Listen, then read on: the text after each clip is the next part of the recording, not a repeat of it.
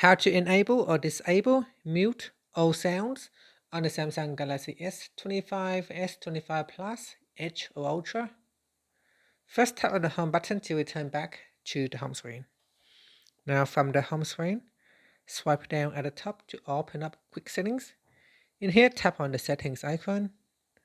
Next, we then scroll down and tap on accessibility, then tap on hearing enhancements. From here, tap on mute all sounds. Tap on the toggle button to turn it on or switch it off. Once you turn it on, you can also tap on the left hand side panel.